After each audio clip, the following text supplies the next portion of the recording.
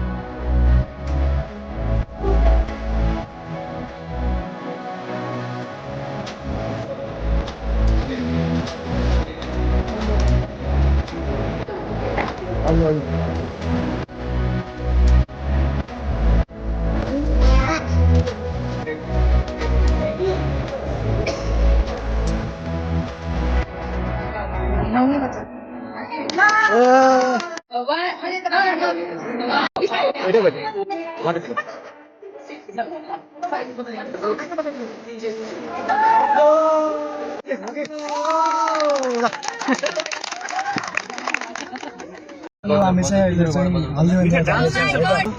Hello दाइ कस्तो लागिरहेछ रमाइलो लागिरहेछ सबै गाह्रो एक्साइटेड ल सबैतिर घुमायो सबले एउटा एउटा केही न केही कमेन्ट दिनुपर्छ ल आजको दिनको बारेमा सर हजुर एकदमै राम्रो लागिरहेछ keep watching keep doing great in your future okay let's move okay next start hello Aasma अनि दिदीलाई कस्तो लागिरहेछ एकदम खुसी लागिरहेछ अनि रमाइलो लागिरहेछ एकदम एक्साइटेड बुहारी भेट्नको लागि हामी हल्दीमा जान्छौँ बुहारीको लागि बिन्दी लिएर यहाँबाट कति टाइम लाग्छ होला समय यहाँबाट चाहिँ 1.5 घन्टा जति लाग्छ होला बाटोले गर्दाखेरि हेलो गाइस म चाहिँ गएको कस्तो लागिरहेछ हजुरलाई एकदम राम्रो लागिरहेको छ मलाई एकदम एक्साइटेड छु नाच्नलाई एन्ड नम्बर भन्छ तिमीलाई म पनि एकदम धेरै एक्साइटेड छु मान्छेहरू भन्छ यसको गराउनु मिलेर चाहिँ फर्स्ट टाइम थाहा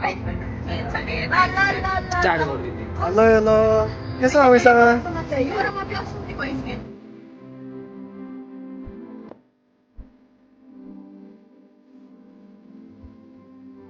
हेलो हेलो हामी फेरि अब पुग्न हाम्रो लोकेसन चाहिँ पुग्न लागिसक्यो है त अनि हजुरलाई कस्तो लागिरहेछ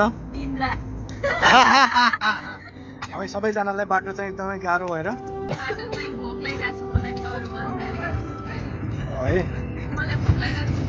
हाम्रो यहाँ सर चाहिँ सुतिसक्नु बस्छ सदुपयोग गरिरहनु भएको छ अब हामी पुग्नको लागि करिब 20 मिनटमा चाहिँ हामी आफ्नो लोकेसनमा चाहिँ पुग्नेछौँ हजुरलाई थाहै छ यो टेबल गरिसकेको बाटो चाहिँ एकदम खराब भएको कारणले हामीलाई जानको लागि चाहिँ हामीलाई कम्तीमा पनि 2 घन्टा लागिसकेको छ अब 20 मिनटमा हामी सेम लोकेसनमा चाहिँ जान्छौँ है त यतिको चाहिँ हुनुपर्छ कि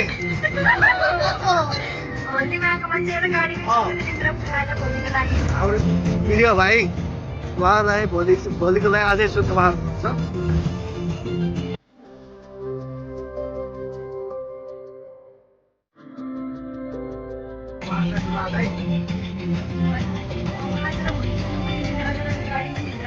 उहाँ चाहिँ दुलाको भाइ एकदमै मिलाइरहनु भएको छ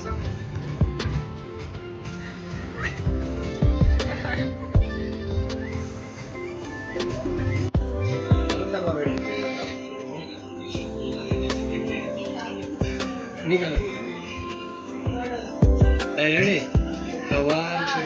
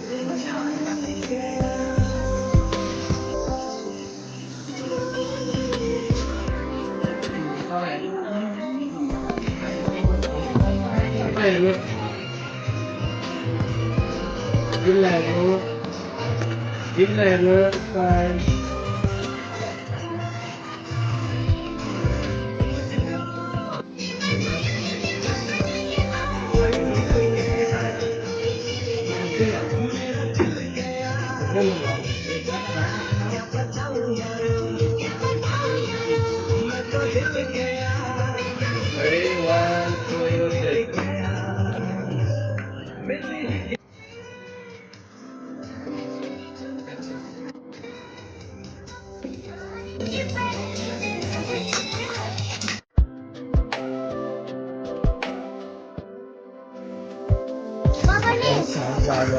आएको छ अनि अलिक चलिरहेको छ। अहिले करिब रातिको चाहिँ 10 बज्नु आँटेको छ।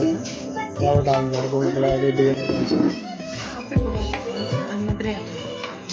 हामी नानी र म हुन्छ